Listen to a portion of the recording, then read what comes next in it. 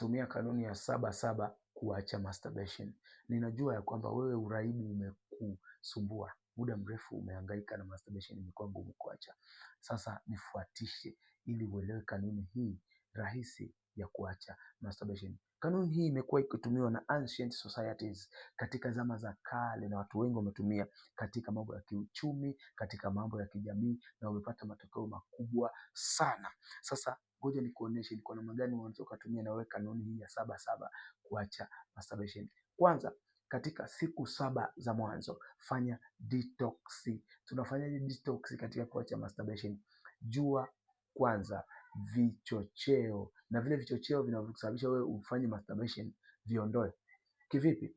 Kama ulikuwa unaangalia pornography, kama ulikuwa unatumia mafuta fulani au sabuni fulani wakati wa masturbation, basi ondoa hiyo vitu. Maana yake ni kwamba unaanza kubadilisha mkao na unaanza kufanya formation mpya.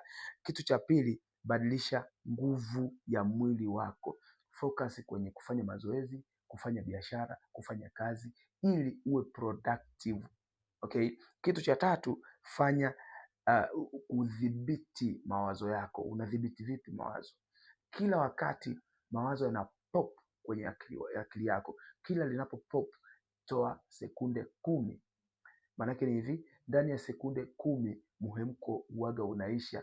Nitakufundisha kwenye somo litakalofuata. Lakini kitu kingine, weka ratiba ambayo iko very fixed kila siku, ya kwamba nitafanya hiki, nikitoka hiki nafanya hiki, nikitoka hiki nafanya hiki. Kwa nini? Lengo ni kuondoa ile lose time. Kwa hiyo tunafanya detox, tunatengeneza kitu kipya.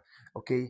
Kitu cha mwisho, fanya sala na tafakari. Kama wewe ni mtu ambaye unaamini Mungu, omba ili Mungu akusaidie kutoka katika hali hiyo, kwa sababu hii inaitwa ni vita ya kiroho. Ni vita ambayo kushinda lazima pia uhitaji uwezo mwingine kutoka nje. Kama hii imekusaidia, weka like, lakini andika comment hapo neno nimejifunza. Lakini usisahau kufuatilia somo lingine sehemu ya pili.